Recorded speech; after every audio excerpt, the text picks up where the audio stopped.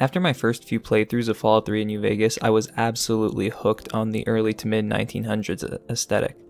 The clothes, the music, the slang, all of it. So it should be no surprise that I would gravitate towards Bioshock.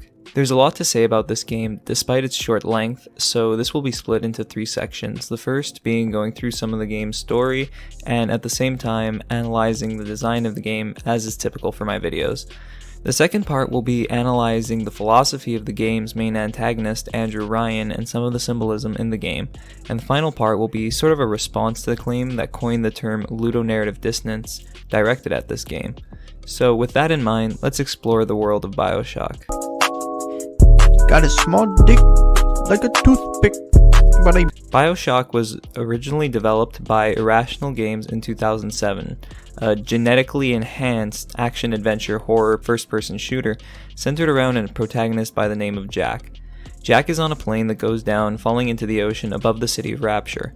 There's a lighthouse not far away, giving the player a clear objective, and even if the player decides to swim away from it, they would be unable to, because a wall of fire forms, making a hallway for the player to follow. Stepping into the lighthouse, the player is met with a banner saying, "No gods or no kings, only man." Entering a strange escape pod looking thing, Jack descends down into an underwater city and at the same time is shown a video depicting the main philosophy of the city, that a man is entitled to the sweat of his brow, or in simpler terms, that everyone is entitled to the fruits of their labor. This creates a system of essentially free market capitalism with no taxes and complete self-sufficiency from the outside world. We then arrive in the city proper, where with dim lights we are harassed by an unknown being. We hear a voice coming from the pod we're in, called a bathysphere, and pick up a radio off the wall, which puts us in communication with a man named Atlas. Atlas is going to help us get out of the city in exchange for us helping him get to his family, so we listen to him and keep moving. We find a wrench, allowing us to move through the rubble in front of us, and also grants us our first weapon. We come across a couple of enemies, nothing we can't handle, and locate a syringe filled with a strange red liquid. As anyone would do after finding a random syringe filled with an unknown goo, we jab it right into our arm, no need to find a vein. Our hands start glowing blue and shoot out electricity, and we jump off the balcony we're in. After being found by a couple of splicers, who are then scared off by something in the distance, we're introduced to our first Big Daddy and Little Sister. From this encounter, we learn that Big Daddies aren't really hostile, but they have something to do with Little Sisters. This is a fantastic way to introduce the Big Daddies because it teaches the player that they don't need to attack them on sight, and also gives us a small look into the relationship between Big Daddies and Little Sisters. From shooting up, we gain the ability to shoot lightning from our hands. This is the first of many plasmids we will find across Rapture. Plasmids are essentially spells. They all have their different uses and applications, however, Electrobolt is definitely the most diverse, which is a good starting point. It's not particularly good at anything, but it's kinda good at everything, so it gives the player a chance to see how useful plasmids can be. From here, we can use it to zap the door panel, restoring it to working order. Moving along, we'll find our second weapon, a pistol. Through using it, we'll quickly realize that, though it does a hell of a lot more damage than our wrench, we're not exactly going to be rolling in ammo, setting the atmosphere of the game quite nicely. Not only that, but the limited ammo also serves as a gentle nudge towards using plasmids more going forward. Much of the game likes to break up the story with fighting sections that increase difficulty pretty linearly, which isn't exactly cohesive to the way the player becomes more powerful. The player can only really gain power through gaining new weapons and plasmids, as well as other types of upgrades like tonics and health upgrades. It works well at first, but becomes more and more problematic as the game progresses, because you'll either start off getting your fucking shit rocked until you get to the next Gatherer's Garden, at which point you become a demigod destroying splicers like I destroy Vicodin when I stub my toe. Anyways, once we get past the next fighting section, Andrew Ryan, the mayor of this beautiful city, will sick some splicers on us. Quite a few. However, these dumb fucks just stand in some water, begging us to blast them with electricity, once again pushing the players towards using their plasmids more, and also teaching the player that plasmids can have different situational effects, and mostly adhere to real-life physics. Or chemistry, I'm not sure. Anyways, Atlas tells us kindly to get the fuck out of there, and we do, and get to understand what Ryan's fucking problem is. He doesn't know who we are, which makes it completely understandable why he'd send a bunch of junkies to kill us. Reminds me of my own army of homeless people that I have outside my house with the orders kill on sight. Suspecting Jack of being either CIA or KGB, he wants him dead, and does so by sending 3 splicers to kill us. because the 10 before them did such a good job. However, they can't even get through the glass, so we move right on to the medical pavilion. This sort of marks the beginning of the game proper. From here, we're going to get more open-ended levels and some difficulty increases. There's this dude named Steinman, a crazed surgeon obsessed with making the perfect human. However, before we get to him, we need to follow his trail. And while this definitely isn't our first time hacking, this is where you start to do it a lot. And let me ask you a question. Does this look fun to you? This fucking pipe game? I thought it was pretty fun actually. I love puzzle games like this. Except, this isn't a puzzle game because you have to just click around and unlock different pieces.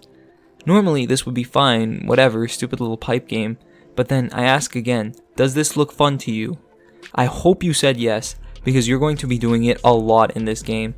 Like, I love that so many things are hackable, but this is fucking tedious. Imagine having to play a whole game of solitaire every time you wanted to pick a lock in Fallout. Wouldn't that be fucking stupid? That's basically what this is. It takes for fucking ever, completely disrupts the flow of the game, and is just flat out unfair sometimes. I've been in the situation more than once where the pipe game only has one solution, but the pieces that I need to complete that solution aren't available anywhere on the board. Other times, every direction will be blocked off, except for the one opposite of where the starting piece points, basically requiring me to have the foresight of fucking Kronos to solve it. This could have been a QTE, and had some cool animations like in the trailer, and that would have been more cohesive to the entire rest of the game. And you may be thinking, well, just don't hack. Yeah, good fucking luck with that. Hacking is vital to surviving in this game. Turrets and cameras are a huge pain in the ass unhacked, and a minor help when hacked. Anyways, continuing through the medical pavilion, we'll find this area completely frozen shut. If only there were some sort of way that we could melt that. Yeah, you know where this is going. We mosey on to this area, crawling through a small opening, I guess, and here we get the Inferno Plasmid, which is honestly one of the least useful ones we're going to get the whole game. However, it's particularly useful here, with another great example of having the player take actions that demonstrate the mechanics of the game. Leading into the room that we're in was a considerable amount of oil or gasoline, I'm not quite sure what it is. Either way, it's looking quite submissive and flammable, so using Inferno on that will kill all the splicers outside the room, and with that frozen room tucked safely in our memory, we now know that we can melt that with our brand new Plasmid. Except that's more of a misdirection, kind of. The frozen room doesn't lead us to anything plot relevant, but it still teaches us that we can melt frozen doors with Inferno. Moving in closer to the surgical area, we start to see what type of surgeon Steinman is, as I said earlier, obsessed with creating the most beautiful person. His own face is completely distorted, as he also does work on his own face. We step closer to Steinman when this fucking jabroni starts chucking bombs at us. We can't electrobolt him to death, and Inferno won't help us here. Atlas tells us that we should get a plasmid called telekinesis so that we can catch the bombs he throws and then throw them back. Sounds like a good plan, so we're off to find some telekinesis. On our way, we're likely to find our fourth weapon after the machine gun, the shotgun, with full ammo and a fighting section so that we can get the hang of its use. This is common in the game. When first finding a weapon, they'll immediately show you how to use it, and it's a great introduction to each weapon. It shows the player in what situations they'll need different weapons, and encourages keeping some ammo on hand for each weapon because you may not know when you'll need it. Once we find telekinesis, we can grab the bombs being shot at us and use it to get rid of the rubble blocking our path to Steinman. Once we reach him, we see him absolutely annihilating a patient. He comments, quite unjustly I might add, on our physical appearance, and that starts the fight with him. He's not super hard to kill, and the game definitely encourages using the shotgun to kill him, as it's a close quarters fight. In this level, we're going to start being introduced to gene tonics as well. Gene tonics are sort of the game's perks, giving you small little passive abilities, like taking less damage or emitting some sort of elemental damage when being hit. There are tons of these tonics scattered around the game world, and finding them can help the player out along their journey.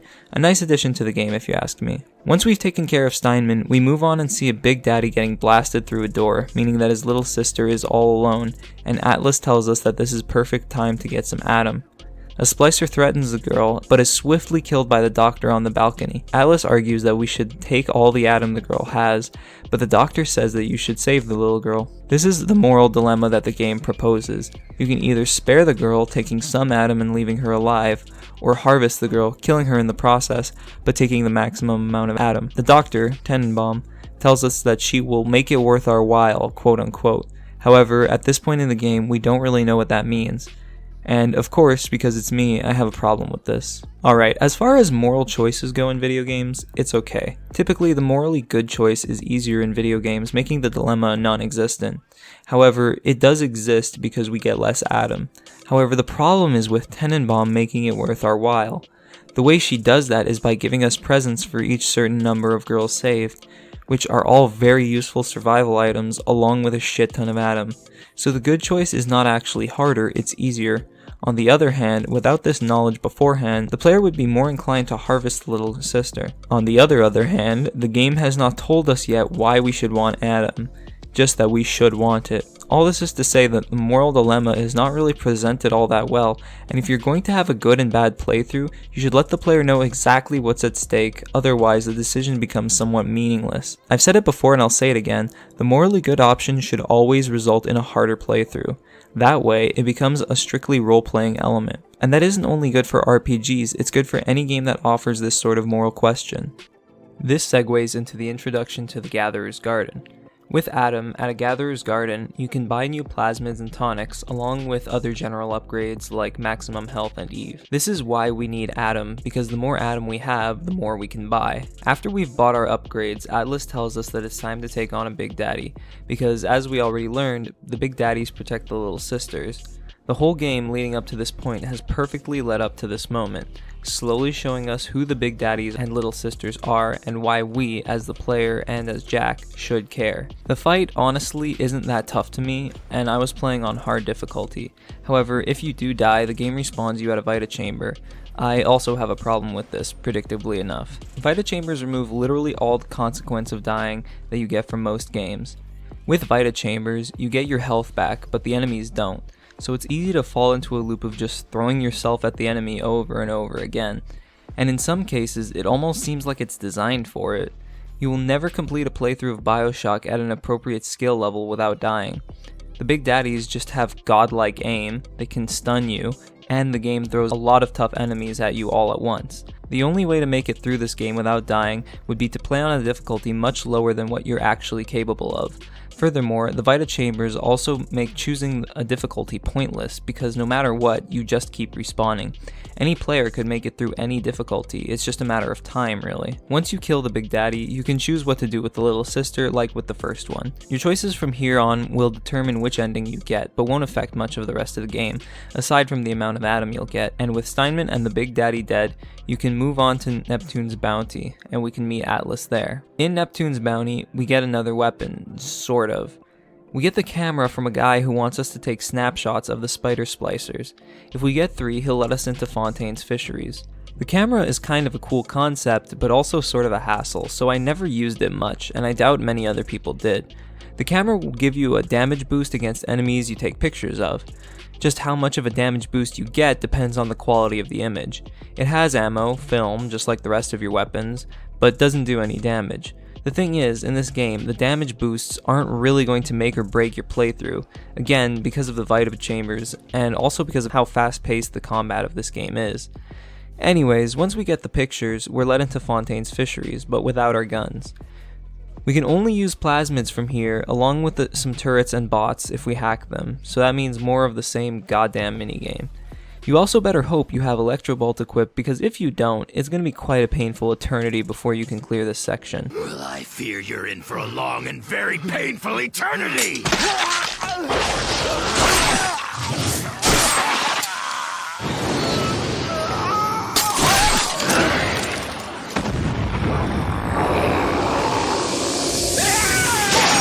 However, once you do clear the section, you can move on to Smuggler's Hideout. So, remember when I said we could meet Atlas? Well, at the end of Medical, he says that he's looking forward to shaking our hand, yet he's not in this section. Maybe he's in the next level? When we get to the Smuggler's Hideout, we see the bathysphere that Atlas's family is in. However, Andrew Ryan warns us not to use the button on the control panel. Once we do, some sirens go off and the room fills with splicers. Atlas begs you to get his family out of that room, so we have to go around and down to them. Once the bathysphere is in sight, though, the bathysphere is blown up by Andrew Ryan, along with Atlas's family. At this point, Ryan concludes that we can't be CIA or KGB, yet swears to destroy us. Atlas tells us to get out of there and move on to Arcadia, so that's where we head next. Now at this point, you may have, but probably didn't wonder where Rapture gets its oxygen from. It must be pretty hard for an underwater city to pump oxygen down there, and furthermore, you don't see any pumps laying around. That's because Rapture gets its oxygen from Arcadia, a place full of trees, which Andrew Ryan assigned his best scientists to sustain. After all, the bottom of the ocean doesn't get much sunlight. Many organisms have a food chain that is completely independent of the sun. Watch the Vsauce video, What If the Sun Disappeared, if you want to know more. Anyways, this is a great bit of world building because honestly, a city like Rapture seems pretty hard to sustain, well, with the lack of connection to any other form of civilization. So at least the writers thought to include an explanation for how the people of Rapture meet their most basic of needs, as Arcadia also serves as a greenhouse, providing the city with its own produce. However, this is all about to change, as Andrew Ryan poisons the city's trees, meaning that soon there will be no oxygen left in Rapture. This may seem fucking stupid, since Andrew Ryan would basically be destroying his city. However, just look around you. Rapture is already a huge failure. Ryan's life work is a complete shitshow, a stain on history. What the fuck is even the point anymore? It's here that it's revealed that Ryan has already completely given up on Rapture. He knows what's going on, he knows that there's no fixing it, and much like the Roman Emperor Nero, all he can do is sit back and fiddle while Rome burns. Which, fun fact, is not true. The fiddle didn't even exist in ancient Rome, and there's no evidence that he played any instrument of any kind while Rome was burning. Anyways, digression. Our only real way to stop this from happening, as Atlas tells us, is to go see the scientist responsible for Arcadia in the first place, which is Dr. Langford. She has us run off to find a rose specimen for her. Once we return with one, she lets us into her office, so we go on over to her office, but the door is locked. Ryan tells us that she's broken her agreement, so naturally, he murders her by filling her office with poison. She draws us the code for her safe in the residue left on the window. Inside, we find some useful equipment and an audio log explaining what we need to do. And what we need to do is complete something called the Lazarus Vector, which is essentially a Deus Ex Machina, but one that brings plants back to life. This is our first multi-part task, and I honestly really love these. These tasks have the player going all over the level and finding audio logs, which gives a lot of context to the city of Rapture. As well, they give the player the chance to get some more gear which they may be running low on, as well as making it easier to find big daddies that have little sisters with them. However, I will say that the level design doesn't change much. It's still just mostly fighting sections, which is somewhat of an issue in this game. The game's level design does start to get stale once you've gotten a few hours in the game, and since it doesn't change much or really at all throughout the entire game, a few puzzles, especially ones that would integrate plasmid use, would have been a really great addition for the game, but they're seldom found. Thinking of it now, nothing really comes to mind outside of the beginning tutorials. Each room kind of becomes very routine: hack everything, kill everything that isn't hackable, loot everything that isn't killable, leave. Not to say that the gameplay loop isn't fun, but it stops being exciting, not necessarily at this level, but personally, I found my patience started wearing thin around the 4th act. I'll say where later in the video because I'm not too familiar with 5-act structure. Anyway, once we build the Lazarus Vector, we can shove it into the machine, and it starts to do stuff, and eventually Arcadia is saved. It's all very scientific, you see. Ryan has some splicers come attack the lab, yada yada, we kill them, move on to Fort Frolic, which is where Sander Cohen lives. Sander Cohen is an artist and cuts you off from contact with anyone but him. In order to test your worth as an artist, he, for some fucking reason, sicks a few waves of enemies on you. However, once you make it past them, because you literally can't die, he is very impressed and lets us into Fleet Hall. Being an artist, and as all great artists do, Cohen needs a disciple. In order to become a disciple of his, Jack must kill all of his failed disciples, the first of which being Fitzpatrick, a piano player. Cohen kills him for us in a violent explosion. We must simply take a picture of him and place it on his quad tick, which is a form of art under the term polytick, consisting of multiple pieces of related art presented as one piece. It's more of a newer term for it, the actual term being called a quadratic, as per Wikipedia. The Wikipedia page even cites Cohen's masterpiece as being a quadratic, but I'm just going to call it the quad tick. The rest of the level has us going around killing and photographing Cohen's failed disciples, and slowly unraveling Cohen's twisted art project through the lines that the disciples yell once you find them, and various audio logs. Much like with multi-part levels, it requires the player to explore most of the level, which is nice, while also building more of the world of the game. Personally, I find the atmosphere is something that this game does exceptionally well, even compared to other games with great atmospheres. In this level, we are also gifted the crossbow, the most useless fucking gun in the whole game. The thing is, if this were a stealth game, I'd get it. But a crossbow doesn't make sense in a game where they throw a bunch of enemies at you at the same time, because the shots aren't raycast, so you missed most of them, and it takes so long to reload. It's very much a last resort, even though it does considerable damage, since its only practical application is against big daddies, and that's only if you don't have any ammo left in your grenade launcher. While researching this video, I really tried to draw a connection to the many different areas of art, thinking that maybe the disciples could represent them. This was, unfortunately, a missed opportunity that could have been some nice mini-bosses, having to do with different areas of art. Maybe a sculptor could have splicers surround you that only move when you aren't looking at them, or a musician could use certain frequencies that fuck with the controls. Something like that would have been cool, but what we get still isn't bad. Once the quad tick is finished, we get out of Fort Frolic, and we can go to Hephaestus. Hephaestus is where Ryan's office is, but he's not going to go down without a fight. There are plenty of splicers to fight through here, in order to get to a room where we can overload the core that seals off his office. Once we do, Ryan initiates a self-destruct sequence that we need to stop. From here, a cutscene plays out, and well, it kinda speaks for itself. Stop, would you kindly? Would you kindly? Powerful phrase. Familiar phrase. Would you kindly? Would you kindly get this? Would you kindly find that? Would you kindly find it? Would you kindly find it? Would you kindly get this? Would you kindly head to Ryan's office and kill the son of a bitch? Sit, would you kindly? Stand, would you kindly? Run! Stop! Turn. A man chooses. A slave obeys.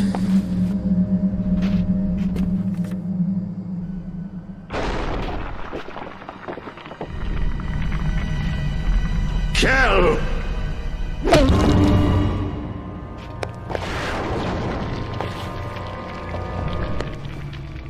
A man chooses.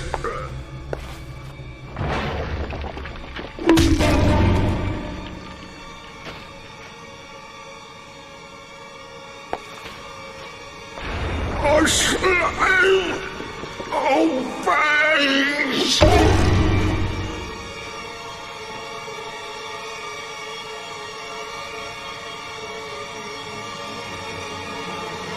Obey!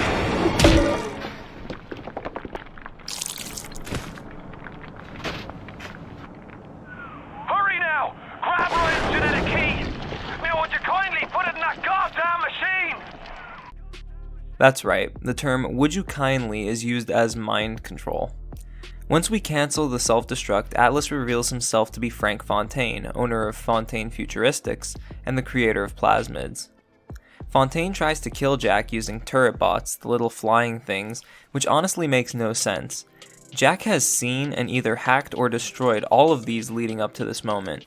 You don't think he can handle, like, 3? Also, why wouldn't he use the words "would you kindly" to order Jack to stay there and get shot? And even if he did, there's Vita chambers all over the fucking place, so he just keep coming back to life. Anyways, a bunch of little sisters lead us away through some vents, and we find ourselves in Tenenbaum's safe house. When we awake in Tenenbaum's safe house, she will explain to us that she has undone some of the mind control that Atlas has done to us. He can't control Jack anymore, but he can reduce our maximum health using the phrase "code yellow." In the next level, Olympus Heights, we'll find an antidote to the mind control developed by Dr. Suchong. However, the cure that we find, while it does help somewhat, completely removes control of our plasmids, and every few minutes, we randomly switch to another one. This is a really good break from the gameplay loop we've had up until this point, which was starting to wear pretty thin. Having the plasmids be randomly switched not only has the player being more creative with the way that they use them, but also exposes players to plasmids they may not have used before, and present alternate uses. For example, I didn't know before this section that along with electrifying turrets, you can also freeze them to hack them. However, since this isn't ideal, we'll need to find a second dose of the cure, which is in the Artemis suites. Once we're cured, our goal becomes to kill Fontaine and get out of Rapture, so we make our way to Point Prometheus. In Point Prometheus, Fontaine will block our path to him, allowing him to escape. In order to move forward, we need to have a little sister open the door to where he's hiding. Problem is, little sisters only trust big daddies. That means that we must become a big daddy in order to follow him. Thankfully, Point Prometheus is where big daddies are made, so we just need to find all the parts and move on to Fontaine. To get to Fontaine, we need a little sister to lead us to him. That means that we need to protect the little sister. This largely involves following the little sister to a body, defending her from an onslaught of enemies, and repeat. It's basically an escort mission. It's nice, but kinda underwhelming because the Big Daddy suit gives a lot of protection, plus the level is littered with first aid kits for the fight with Fontaine, which is up next. We get some vending machines and an elevator leading straight to him. At this point, Fontaine is spliced beyond belief, looking like a Greek god. He has 3 phases, one with fire powers, ice powers, and electric powers. However, the fight is pretty underwhelming because the game prepares the player so well for it. I think I only used like 2 first aid kits. I've genuinely had a harder time fighting Big Daddies. In between each phase, we need to drain Adam from him with a needle we get from a little sister, which will reduce his power. On the last jab, he smacks us away and is about to kill us until a horde of little sisters come and drain all of his Adam, killing him. From here a cutscene will play out, and depending on the number of little sisters you either saved or harvested, you'll get either the good, bad, or neutral ending. Overall, Bioshock is a fantastic game. I would recommend it to anyone who's into first-person shooters or story-driven games. Definitely a great game for Fallout fans as well, and from what I've seen, the two do often overlap. However, to truly appreciate the game, we need to get into the mind of Andrew Ryan and understand his perspective on everything. Andrew Ryan was born in the Russian Empire, which is just Russia in the 19th century before it became the Soviet Union. Andrew Ryan fled the empire in 1919. As he said, he fled a country that had traded despotism for insanity. Despotism essentially being a synonym for megalomania. Basically, Ryan is saying that the Russian Empire had become so obsessed with controlling the population that the way the country was being led ceased to make sense. Ryan's city underwater was an attempt to give like-minded individuals an opportunity to escape it. As we all know, Russia has historically been pro-communism, which Ryan points out in his opening slideshow, stating that the powers of Russia believe that the fruits of one's labor belong to everyone. In protest of this, Ryan built Rapture, a true free market capitalist economy. This is because Ryan has the boomer mentality of those who get financial help being parasites. This, of course, means that Rapture has no social aid whatsoever, no healthcare, no welfare, nothing. Basically, if edgy 14-year-olds who shit out Ayn Rand quotes at the back of class made a city, it would be similar to Rapture. Everything in Rapture can be bought and sold, which, sorry American viewers, is a fucking awful idea. If you want to understand why, lose a game of Monopoly, then imagine it was your actual money. Except, remember Arcadia? Yeah, remember how it produces all of the oxygen in the city? You see where this is going. Fontaine even owned the firefighters, which were a subscription-based service. Now, you could make the argument that in a fair society, with everyone being given the same opportunities, that everyone should be able to afford this. But for the rich to be rich, there must be the poor, and for the very rich, the very poor, and so on. And there cannot be capitalism without the very rich and the very poor. Alright, let's take a quick break and get this out of the way. I am not telling you capitalism is evil and communism is great. I don't believe that myself. I am simply stating facts. Capitalism does have flaws, as with every other fucking economic system. Communism also fucking sucks big ones. Sorry, tankies. I'm not a political commentator, so I'll stop while I'm ahead. And as good as the publicity would be, I'd rather not have Hassan Abi pausing the video every 5 seconds to chortle at me. Getting back to the topic at hand, this obviously did not work out well for Ryan. Frank Fontaine started a lot of businesses that started with F. When he arrived in Rapture, he made his money by smuggling in contraband. Kind of ironic considering Ryan's philosophy of absolute freedom. He soon expanded into all sorts of different businesses, including Fontaine's Futuristics, which was the company responsible for developing plasmids, after discovering how the venom from a sea slug affected a worker's hand. After faking his death and becoming Atlas, Fontaine used an army of splicers to essentially destroy the city and take control of it, which he would have succeeded in if it were not for Dr. Tenenbaum helping Jack remove the mind control that Atlas was using.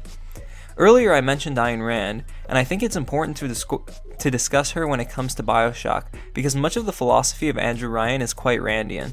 I mean, they even share the same initials.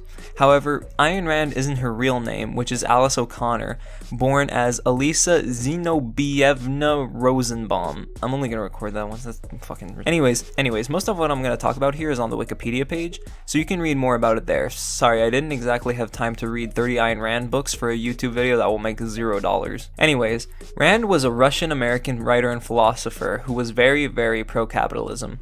Her best-known work, Atlas Shrugged, is Rand's most extensive look at her philosophy of objectivism. The footnotes version of objectivism is that both human knowledge and values are objective, that meaning that they exist because of the nature of what is real, reality in a word, and that all thoughts already exist and have yet to be discovered. Just as there may be more than the 118 elements that we know of, and how atoms may be able to bond in ways we have yet to see, they just have yet to be discovered. Rand says that thoughts and values are not created by one's thoughts because, as we said, that all thoughts already exist. She considered this philosophy a philosophy of living on Earth, though I would argue that any planet that can support sentient life, if this is indeed the one true philosophy for living on Earth, by logic alone, need to live by this philosophy. Objectivism also comments on that which we can know. Basically, Rand argues that to believe in something that is beyond the realm of that which is observable, such as dragons, fairies, or witches, requires firstly a will to believe it, or in other words, free will. Second, there must be a way of measuring it, beyond the typically scientific methods of observation. There must be a concept of that which is being measured, and lastly, its existence must only be concluded through inductive or deductive reasoning. Here's an example. Say we're trying to establish that dragons exist. Firstly, I must be accepting of the idea that dragons were real. Not necessarily believe it, but open to it as a possibility. Now, how would I measure their existence? Maybe stories from ancient civilizations, or mysterious bone fragments, or mysterious burn marks found that were from long ago. Now, in order to believe that this is due to dragons, I must have a concept of what is causing this, the concept being a dragon, as they are commonly described in folklore. Now, lastly, in order to say that this is caused by dragons, I must conclude that through inductive or deductive reasoning. Some examples are, well, those bones couldn't have been that of a dinosaur, or that all these stories from different civilizations have similar depictions of dragons. They can't all have made up the same thing without some sort of communication, which would have been impossible at the time. However, even with this reasoning, we know that dragons aren't real. And since they cannot be observed, they cannot be proven to be true. However, this does have some problems with it. If you consider the old problem of the tree in the woods, an objectivist would claim that it does not make a sound, since it cannot be measured. However, we know, due to our understanding of physics, that it does make a sound. Rand argues that existence is contingent upon perception, yet so much exists that is not yet, or never will be perceived. For example, we know that the unobservable universe exists. We just can't observe it because light from it, from the instance of existence to the heat death of the universe, will never reach Earth. There are even some elements within the observable universe that have yet to be observed, yet will be at some point in human history. This philosophy is the basis of Rand's capitalist ideologies. She argues that, since all knowledge is derived from reason, and that which is real, it thus logically follows that humanity would want to cooperate. She goes on to state that those who would use force are irrational and thus lack the ability to use persuasion, which would be the weapon of the rational. And this is where her philosophy really falls apart. I'm a 21-year-old computer science graduate, and even I can see why this is obviously flawed. First of all, to state that the rational would cooperate is completely ridiculous. First of all, she only presents two possibilities: cooperation and the use of force to steal, and take that which is not rightfully yours. However, there are more possibilities such as manipulation, coercion, and trickery that can be used to obtain selfish ends. Neither cooperation nor force are used in these scenarios, and these are the methods used by the selfish. Free markets allow the creation of monopolies. Unregulated businesses destroy the environment. Objectivism allows the rich to prosper and the poor to suffer, which leaves the poor with the only rational choice being the use of force to live sustainably. And to disregard the quote-unquote irrational, the users of force, is insanely short-sighted, because as humans, we aren't always rational, we make mistakes, we get flustered, and we don't always make the most rational decisions. Humans are not computers. Humans are not entirely logical, and the reason for that is entirely because we have emotions. That is essentially the point that Bioshock was trying to make. the free markets don't work, that laissez-faire doesn't work. Yes, I speak French. Not only that, but the game makes a point of pointing out that the way games typically work, a tongue-in-cheek way of telling us that in a medium that we say grants us so much freedom, we are very often railroaded one way or the other, with a voice that tells us what to do. We're not quite done with Rand though, because her magnum opus, Atlas Shrugged, is obviously the inspiration for the name of Fontaine's alter ego, Atlas. The title of this book is a reference to the Greek god Atlas, who is the god who holds up the world on his shoulders. In a conversation in which Francisco d'Anconia asks Reardon what advice he would give Atlas if the more effort he put in, the heavier the world would get, Reardon was unable to answer this question, and d'Anconia answered his own question, saying that his advice would be to shrug. And that's the significance of the title. The title can essentially be thought of as another way to say why bother. And I believe this is where Atlas gets his name. Atlas's plan makes no sense. If he takes Rapture from Ryan, now what? World domination? Atlas also may as well not have bothered, because his plan didn't work. He was killed by Jack. And this is the significance behind Atlas's name, in my opinion. However, there's more to explore when it comes to Bioshock. You may have noticed that each level, in this case being different sections of the city, have names that relate in some way to Greek mythology. While this isn't the case for all of them, it is the case for many of them, and I'd like to take the time to explore that. After getting past the medical pavilion, we make it to our first area with a Greek god's name, Neptune's bounty. The thing is, Neptune wasn't really a Greek god, but a Roman one. I'm just going to count this because Neptune is just the Roman version of Poseidon. Neptune is the god of the sea, unsurprisingly, which is where the planet gets its name from its blue color. In Roman mythology, Neptune's bounty is considered to be all forms of seafood, so having Fontaine's fisheries here, the city's source of fish, is fitting. The next, Arcadia, is not named after a god, but is a mythical area considered to be a utopia. Many cultures would go on to have a similar idea in their mythologies, like Shangri-La or Nirvana. The idea is that an area filled with trees that breathes life into the city is much like the city's own utopia. It was also spoken by Death in Roman mythology, the phrase, E in Arcadia ego, meaning, even in Arcadia I exist. This could be a reference to the city of Rapture itself. The city of Rapture was supposed to be a paradise for so-called rationals and Ryan himself, but even in this utopia, this Arcadia, death does still exist. The name can also be in reference to the goddess who dwells within Arcadia, Pan being a contrast to Dr. Julie Langford, the one who brought life to Rapture. Hephaestus is next, the name being a reference to the Greek god of blacksmiths, metalworking, basically any sort of skilled labor of old. In Bioshock, this is where Ryan's office is. The symbolism here is very clear. Hephaestus was count off of Mount Olympus by his own mother because of some disability that he had from birth, though from my limited research, the disability is not specified. The other reason given is that Zeus cast him off from Mount Olympus for protecting Hera, another goddess, from Zeus's advances. Hera is also Zeus's fucking sister, but hey, different times I guess. Anyways, looking at it through this lens, Ryan can be seen as a reference to Hephaestus being toppled from his own domain by Jack, and by extension, Fontaine. After we discover Fontaine's nefarious plans, we move on to Olympus Heights, which is clearly a reference to Mount Olympus. Mount Olympus is actually a real place, and the namesake for the Olympics. It was referred to as the home of the gods in Greek mythology, which could be in reference to two things in my eyes. Firstly, the theory that the wiki suggests as a reference to the very wealthy who resided there. In Rapture's Randian society, the very rich would be the closest things to gods. The second meaning, one that I came up with myself, would be in reference to the splicers that dwell there now, with their godlike powers of casting electricity, wind, ice, and fire. Both seem equally likely to me, but I can't really know what the writers were thinking. Apollo Square is next, a lower level of apartments compared to Olympus Heights. It housed most of the blue-collar workers of Rapture. Apollo, in Greek mythology, was the god of the healing and the arts. I would say that this is in reference to Atlas himself, as many of the people of Apollo Square believe in Atlas. I believe this was because Atlas presented himself as one of them, presenting the capitalist rags-to-riches dream that has been since dubbed the American dream. And this is in reference to Apollo, because Atlas could have been seen as the Apollo of the working class, providing them with plasmids and atom, which was said to have almost supernatural healing capabilities. Lastly is Point Prometheus. Prometheus was the Titan god of fire. Prometheus's claim to fame was stealing fire from the gods and giving it to humans, allowing them to advance technology. Point Prometheus in Bioshock is the area in which Jack must turn himself into a Big Daddy in order to follow Fontaine. This is also the area in which all of the Big Daddies of Rapture are made. Again, I have my own theory of this which counters the idea of the wiki, which is this. Prometheus was also known for creating people from clay, and was thus known as an ancient Dr. Frankenstein. And likewise, the Big Daddies can be seen as Ryan's own Frankenstein's monsters. However, my own theory is a bit different.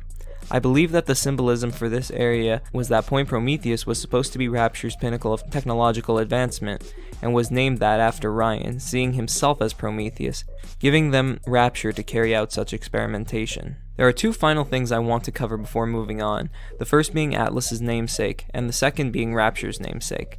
So to start, as I briefly mentioned before, Atlas is the Titan god who holds the world on his shoulders. He is the namesake for the term Atlas, which is a book that has a bunch of maps in it. I used one when I was a kid to beat the geography class in Bully. He is also the namesake for the Atlantic Ocean, and the lost city of Atlantis.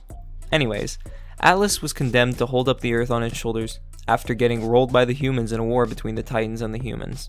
So what does this have to do with Frank Fontaine? Well, this is yet another bit of my own speculation, but I would say that he sees himself as Atlas. Let me explain. Atlas was specifically condemned by Zeus to stand at the western edge of the earth and hold up the sky, which differs from the punishments the other Titans got. Meanwhile, Fontaine was specifically targeted by Ryan, so I believe that Fontaine sees Atlas in mythology as a martyr, and drew the parallels to himself being a martyr for the working class when he chose the name Atlas. The other, much more likely theory, is that it's simply a reference to the Ayn Rand novel Atlas Shrugged. And lastly, for Rapture, where the whole game takes place. In Greek, the word harpazo, from which the word rapture is derived, means to take away or to seize. In the Bible, that same word is used by, who the fuck comes up with these names? Paul the Apostle, first epistle to the Thessalonians? Yeah, it really rolls off the tongue. Anyways, he was saying that Jesus' believers will be taken from earth into the air. However, that's not all the term can mean, as it can also mean a mystical union with God or an eternal life in heaven. And that is the meaning that I believe inspired the name of Rapture. The city was supposed to be a Randian utopia and was given the name of the concept of eternal life in heaven. However, notice that the city is not named Heaven. I believe that this is because, first of all, that would be a shit name, but second, because Ryan was not selling heaven, he was selling the concept of living there. And that is pretty much all the symbolism I could find in the game, of which there is probably so much more that I didn't notice. However, I think I covered enough for you to pretend to be smart in front of your friends. Lastly, but certainly not least, we're going to cover the claims of Ludonarrative dissonance and how I feel about them. Number 15. Burger King foot lettuce. A little bit of background. As I said in my previous video about Far Cry 5, the term ludonarrative dissonance, coined by Clint Hawking, was literally invented because of Bioshock. The term means a disconnect between the story of the game and the way the player might play. The most common example given is that of GTA 4, in which the main character, Nico Bellic, is trying to escape a life of violence and destruction that he left behind in his home country. Yet, as with every GTA game, the player is capable of causing havoc and destruction with no impact on the story. There's a disconnect between what the game is saying is happening and what is actually happening. Now, for the claims as they relate to Bioshock. The general idea is that, in the game, you can choose to harvest or rescue little sisters. This would imply that Jack has free will. However, during the rest of the game, Jack is forced to do as Atlas says to help the revolution. And to me, this claim is a bit silly. First of all, Jack is capable of doing things entirely on his own. We know this because of the Sander Cohen section. Nobody but Cohen has any input, and he never uses the phrase, "would you kindly." Second, Atlas doesn't exactly tell the player what to do. Let me replay the part where Atlas tells you to harvest the little sister. It's okay, lad. That's not a child. Not anymore, it ain't. Dr. Tenenbaum saw to that. Bitte, do not hurt her! Have you no heart? Aye, that's a pretty sermon coming from the ghoul who cooked up them creatures in the first place. Took fine little girls and turned them into that, didn't you? Listen to me, Boyle. You won't survive without the aid of those things are carrying. Are you prepared to trade your life, the lives of my wife and child, for Tenenbaum's little Frankenstein? Here! There is another. Use this. Free them from their torment. I will make it to be worth your while. Somehow.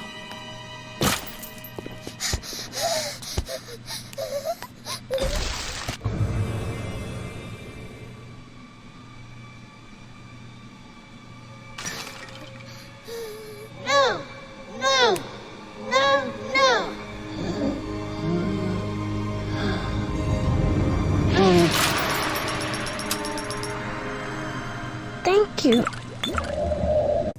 Yeah, exactly. He doesn't. Atlas never instructs the player specifically to harvest the little sisters.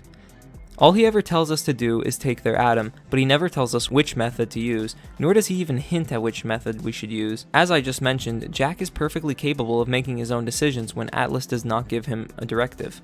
Not only that, but Atlas doesn't really have much input on the player's actions at all. Atlas tells the player what to do in a grand scale, go here, do that, etc. He never tells the player which specific actions to take, which is why the game is still a game. Jack can choose which weapons and plasmids to use, what to buy, what to take, where to go, and even which big daddies to kill, and how. So no, based on that claim, there is no ludonarrative dissonance in the game. Maybe it's present elsewhere, but not there. Furthermore, Hawking claimed that Bioshock promotes the theme of self-interest through its gameplay while promoting selflessness through its narrative, which I would think was a troll if someone said this to me, because you cannot miss the point that fucking badly. The gameplay in no way promotes self-interest. I would like to refute the claim, but no claim is made as to how the game does this. Hawking says that this is due to the supposed ludonarrative dissonance in the game, but never explains how that conclusion is even reached. I will, however, assume that he is talking about how the saving of little sisters promotes self-interest, some fucking how, and the narrative of giving the entire city to one guy promotes selflessness, some fucking how. Okay, so as for the gameplay, the dilemma of rescuing and saving little sisters does not promote self-interest. That is because it is a choice. The game does not push you in one direction or the other. There can be no promotion of self-interest because there is no promotion of anything. The game gives you a choice, tells you the outcome, and tells you to pick. It's up to you to be selfless or selfish. Now let's assume you pick the selfish option. That is still not a fucking promotion because the game doesn't even fucking tell you which is which, and it could be argued that there is no selfish and selfless option. Both could be seen as either. Let me explain. So let's say I'm Jack and I've just entered Rapture. Atlas tells me that the little sisters are no longer human. I could then logically conclude that there is nothing worth saving, and I can extract the maximum amount of atom and put them out of their misery. On the other hand, I could harvest the little sister not because I think I'm doing something good, but because I just want more atom. On the other hand, if I know that Tenenbaum is going to make it worth my while, I might save the little sister, either because it's the right thing to do or only for the extended reward promised. As much as this choice is not the greatest, Hawking gives it absolutely no credit. Hell, it doesn't even seem like he played the game. Now, for the narrative. Is giving a guy a city a promotion of selflessness? No, because as we find out, literally right before we do it, Jack is not in control of his actions. The narrative is not a promotion of anything because the narrative is about a guy being controlled against his will. What does that have to do with selflessness? Absolutely nothing. I could go on for longer about this shit analysis, but I'm going to save myself the high blood pressure. Maybe at a later point I'll revisit it, but for now, just know that I think that Hawking is a fucking hack, but I'm glad he gave us the term. To me, Bioshock is one of those games that only comes around once in a while, and with a new Bioshock on the horizon, having been confirmed by a huge game leak, I'm honestly worried for its future. The original game having been by far the deepest in the franchise, I can only really suck my teeth at the thought of yet another soulless shooter. However, when that game releases, I'll probably make a video about it, and we can explore together what type of experience it delivers. If you like this video, check out some of my other videos. It'll only cost you 10 to 15 minutes of your life. While you're there, you can hit the subscribe button. I try to upload once a month if possible, and if I can, I'll upload more frequently.